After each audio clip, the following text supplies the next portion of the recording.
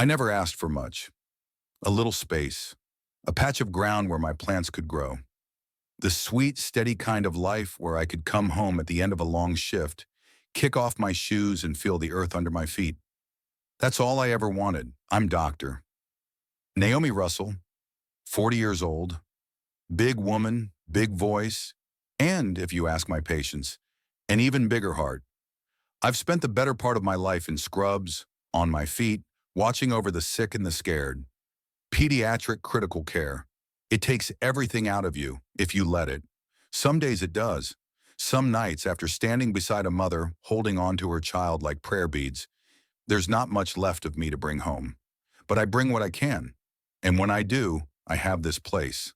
My little home. Nothing fancy, nothing grand.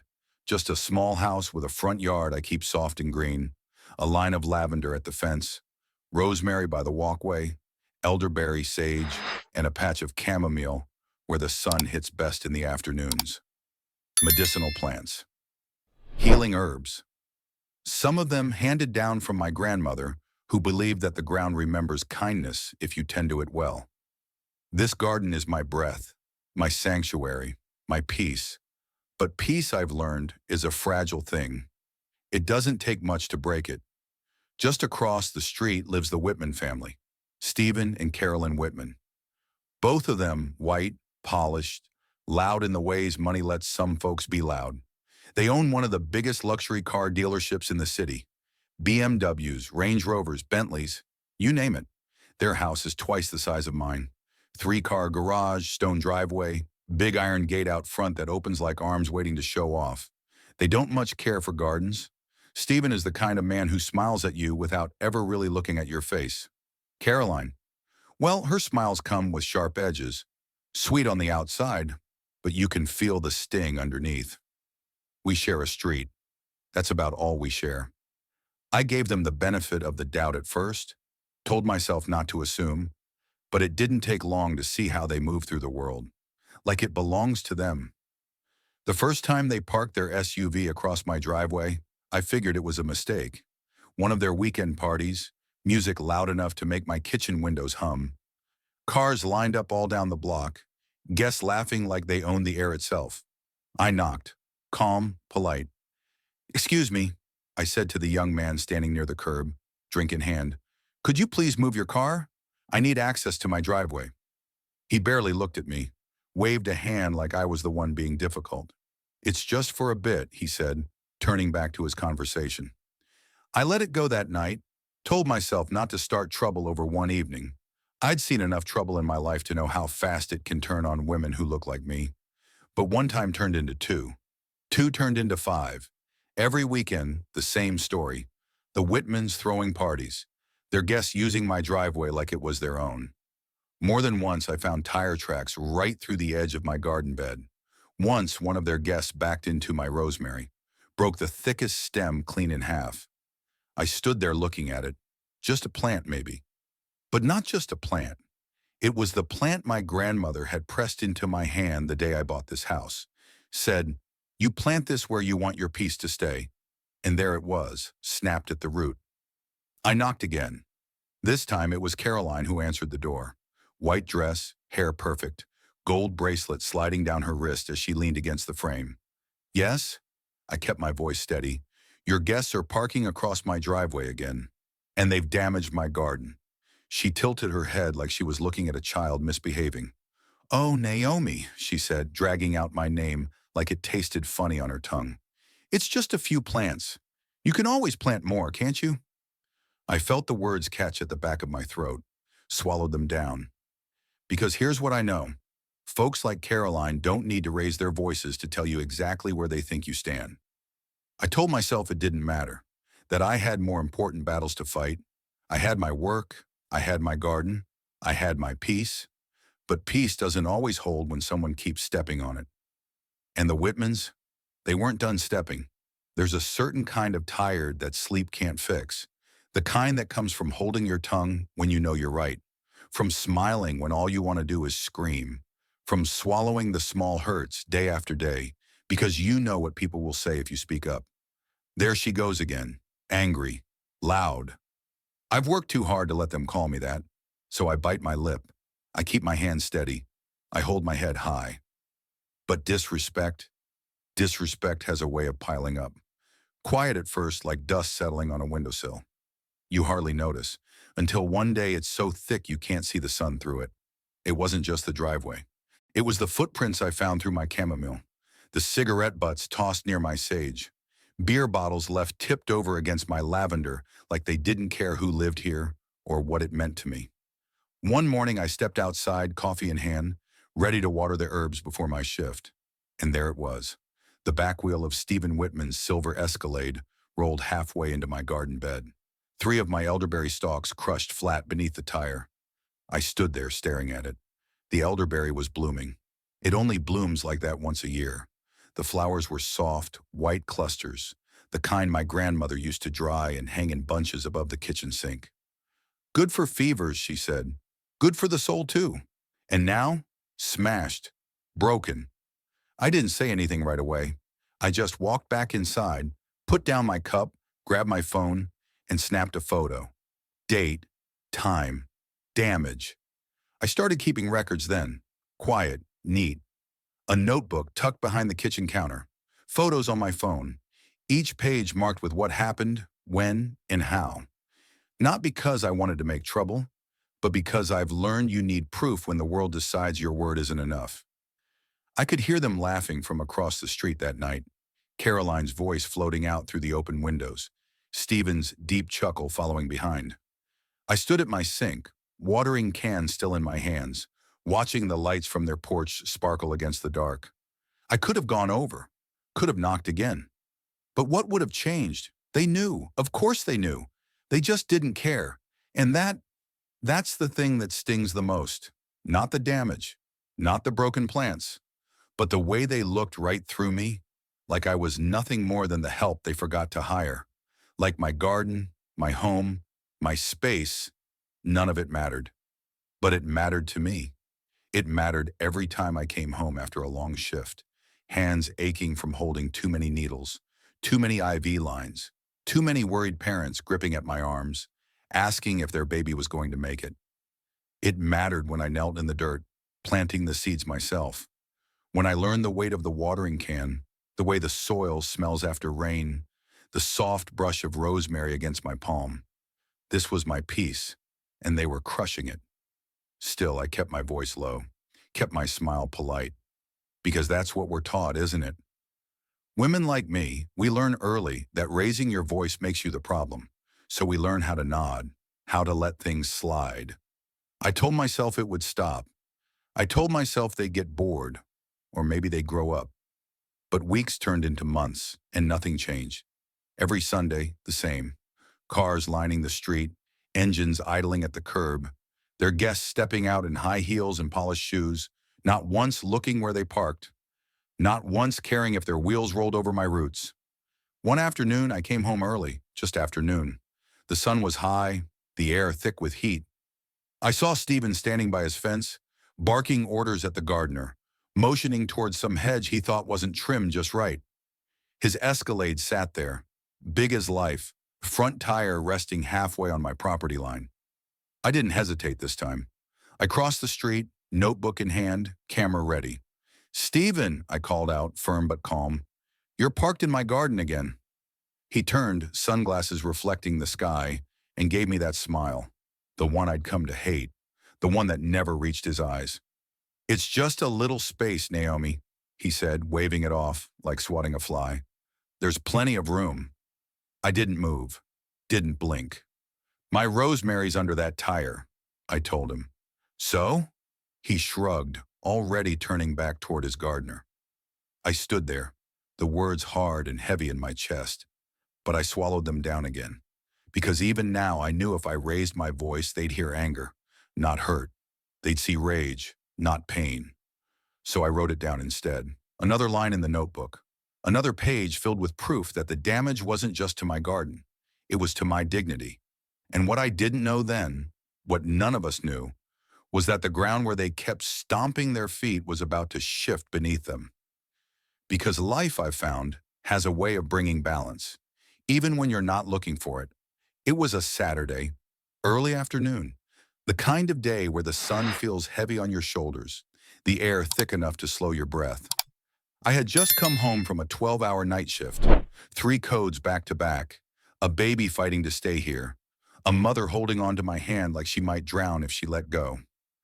I was tired, the kind of tired that settles in your bones. I parked, got out of the car, and stood there for a minute. Just stood, letting the silence of my street wash over me. No sirens, no beeping monitors, no families waiting on words I could not always give. Just the soft rustle of the wind through my lavender. But then I saw it. Stephen Whitman's Escalade, right there again. Nose pushed halfway into my garden bed, the front tire pressing down on my mint and creeping toward the elderberry. I felt my jaw tighten, my fingers curled into fists before I could stop them. I started across the yard, notebook ready, camera phone in my pocket. That's when I saw him. Stephen was outside, shirt off, sweat glistening across his chest and back, barking at the young man mowing his lawn, telling him how to hold the trimmer, how to angle the cut, the way men like him do, always louder than they need to be. I watched him wave his arms, saw the sharp motion of his hand as he pointed, impatient. And then he staggered. Not a trip, not a slip, a real stumble. His knees buckled like his body just gave up beneath him. One hand shot out, grabbing at the fence. The other clutched at his chest. His mouth opened like he meant to yell, but nothing came out. He crumpled hard onto the grass. At first, I stood frozen. I wish I could say I ran to him right away, but I didn't. For a moment, just a moment, I stood there and watched, my heart pounding, my mind racing through every wrong, every smile that wasn't a smile, every time he crushed my plans and dismissed my voice like I was nothing. I could have turned my back, could have gone inside, closed my door, let the universe handle its own business. But here's the thing, I'm a doctor. That's who I am before I'm anything else. Before I'm a neighbor, before I'm a black woman too often disrespected, before I'm the woman they call angry when I dare to speak up. I'm a doctor, so I moved, fast, dropped to my knees beside him, pressed 2 fingers against the side of his neck, his pulse, faint, too faint. "Stephen," I called, sharp, loud. "Can you hear me?" No response. I checked his breathing, shallow, ragged. His face was pale, lips tinged blue. His right side wasn't moving at all, one arm limp at his side. Stroke. My training took over before my mind could catch up. I turned him gently, checked his airway, made sure he wouldn't choke if he vomited. Grabbed my phone with the other hand, dialing 911. "This is Dr. Naomi Russell," I told the operator, voice steady even as my hands worked fast. "Suspected stroke. Male, late 40s, unresponsive, right side paralysis, shallow breathing. Need paramedics at 229 Cherry Lane. Urgent." I stayed with him, kept talking, though I wasn't sure if he could hear me. "Stay with me, Stephen. Help is coming." I looked up, hoping maybe one of their workers, maybe the gardener, would run to call someone. But the boy stood frozen, eyes wide, useless. And then I heard the car, the wife, Caroline, pulling into their driveway, white Porsche gleaming, music low but thumping. She stepped out, shopping bags dangling from both arms. Sunglasses perched high on her head, gold hoops glinting in the sun. When she saw me kneeling there, hands on her husband, she dropped the bags. They hit the pavement hard. "What are you doing?" she shouted, voice shrill, full of heat. I raised a hand trying to calm her. "He's having a stroke," I told her. "Paramedics are on the way. I'm doing what I can." "You stay away from him," she snapped. She was running toward me now, heels clicking hard against the concrete. "If anything happens to him, I swear, I will sue you. Do you hear me? I'll take you to court." Her words hit like slaps. Not grief, not fear, just rage. It didn't matter to her that I was the one keeping his airway open, that I was the only reason he hadn't already stopped breathing. She didn't see the doctor. She saw the woman across the street, the one whose plants her husband kept running over. I held my ground. "I'm trying to save his life, Caroline," I said, steady as I could. "You need to let me work." But she didn't back down. She paced the driveway like a caged thing, shouting threats, shouting lawsuits, her eyes wide and wild. I could see the panic rising under all that anger. But it was panic all the same. The paramedics arrived fast. Sirens cutting through the heat. I stepped back just enough to let them in, but stayed close enough to give the report. Patient was alert one moment, collapsed the next, I told them. No head trauma, but right side weakness, aphasia, shallow breathing. The lead EMT nodded. He knew me, recognized my face from the hospital. That's when things shifted. The respect settled into the space between us, where Caroline's fury couldn't quite reach. If she hadn't called, the EMT muttered, glancing at Stephen, he might not have made it through the hour. Caroline heard that. I saw the words hit her, but her mouth stayed tight, her eyes colder than ice. They loaded Stephen onto the stretcher. Oxygen mask, 4 started, moving fast. I followed behind as far as the ambulance doors, then stopped. Watched them drive away. The dust hadn't even settled before Caroline turned on me again, voice breaking, hands shaking. If he dies, she hissed, this is on you. I didn't answer. I just stood there, arms crossed, heart hammering beneath my ribs. Because I knew I'd done the right thing, but I also knew folks like Caroline don't always care about right. They care about winning. And I'd just become the person standing in the way of her grief, in her pride. The ambulance's red lights were barely out of sight when I felt the weight of it all hit me. Not the tiredness from my shift, not the heat of the day, the weight of her words. If he dies, this is on you. I stood there for a long while, watching the empty street, the dust still hanging in the air, where the tires had kicked it up. My hands clenched so tight I could feel the sting of my nails digging into my palms. She didn't thank me, didn't ask what had happened, didn't listen when I told her what I saw, what I knew. All she saw was me, on my knees beside her husband, and in her mind that made me the threat. I could have walked away right then. Let her carry her anger alone. But something in me wouldn't move. Maybe because I'd seen that look before? I've spent enough nights in emergency rooms with mothers shaking, fathers shouting, grief twisting their faces into things they didn't recognize. Sometimes anger is the only thing people can grab when fear has them by the throat. But that didn't make it hurt less. I went back inside my house, quiet, closed the door softly behind me, stood there in my hallway for a moment, feeling the cool air against my skin, listening to the hum of my refrigerator and the tick of the clock on the wall. I put my hands on the counter, took a breath, then another. The notebook sat right there, tucked behind the bread box where I kept it. Evidence, records of every tire track, every crushed stem, every insult left unspoken. I looked at it, my fingers brushing the edge. Then I let my hand fall away. This wasn't about that now.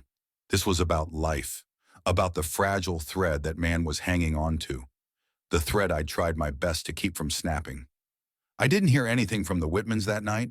The street was quiet, no cars coming or going, no music through the open windows. But I couldn't sleep. I kept picturing Stephen's face, the slack on one side, the way his mouth sagged open, the weight of his arm as it fell useless against the ground. I've seen too many faces like that, faces that haunt you long after your shift ends. The next morning, I called the hospital, not as a doctor on staff, not officially, but the charge nurse on the floor knew me well enough. Doctor? Russell? She answered, her voice soft, careful. Yes, he's stable. They caught it early. I let out a breath I didn't know I was holding. He's awake? In and out. The neurologist says time was on his side. Time and me. But I didn't say that. The nurse's voice softened even more. They said whoever called 911 recognized the stroke signs right away. The EMTs told us that early intervention probably saved his life. I thanked her. Hung up, sat there at my kitchen table, hands wrapped around my coffee mug, staring out the window at the place where the Escalade had crushed my mint. You'd think hearing that would feel good, vindicating. But all I felt was tired, because I knew the wife wasn't ready to hear it. Not yet. Sure enough, the next day, a knock at my door. Hard, sharp, like accusation. I opened it slowly. Caroline stood there, sunglasses pushed up onto her head, her eyes red rimmed but still fierce. I spoke to the doctors, she said. No greeting, no pleasantries. Just straight to the point, the way anger makes people blunt. They told me, they said if someone hadn't acted right away, Stephen wouldn't have made it.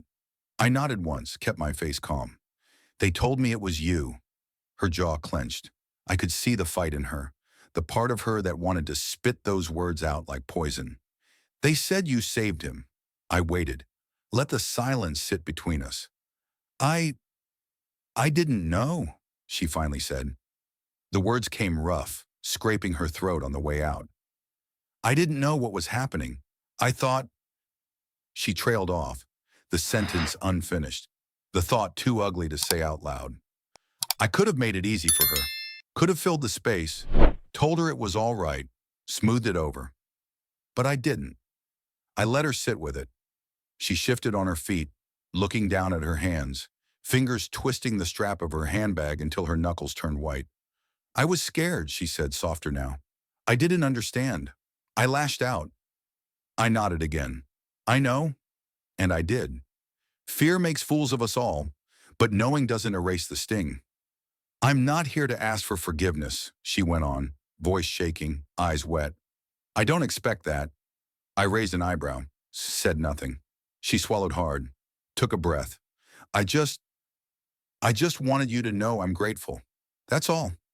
I nodded once more. Good, I said simply, no fanfare, no softening the truth. Because forgiveness, I've learned, isn't about giving someone else what they need. It's about protecting what's yours, your peace, your dignity, your right to not let someone else's bitterness live rent-free inside your heart. She stood there for a moment longer, waiting like she didn't know how to leave. Finally, she gave a stiff nod and turned away, walking back across the street to the house with the 3-car garage and the perfect white trim. I closed my door, leaned against it, exhaled. Outside, the sun was beginning to set. The light hit the edge of my garden, casting soft gold across the crushed mint, the snapped elderberry. I stepped out onto the porch, watering can in hand, bent down, fingers brushing the broken stems. Gently, I began to clear away the damage. Because some things, no matter how deep the hurt, are worth tending to. Some things deserve the chance to grow back. Stephen came home from the hospital 2 weeks later. We didn't speak, not at first, but I saw him out there, moving slow across the driveway, leaning hard on the cane the doctors gave him, his right arm stiff at his side, the shadow of the stroke still lingering in his steps. He didn't park in my driveway again, didn't let his guests block my walkway. The party's quieted down. And when our paths crossed, at the mailbox on the sidewalk, he gave me the nod.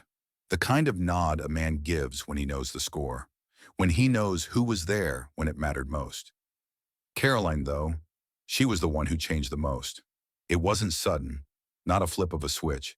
Change like that rarely is. It came slow, careful. First a nod when we passed on the street, then a soft good morning, one I hadn't heard before. And one afternoon, she crossed the road, hands tucked into her jacket pockets, eyes soft. Naomi, she said, how's the garden? I smiled, just a little. Coming back, I told her.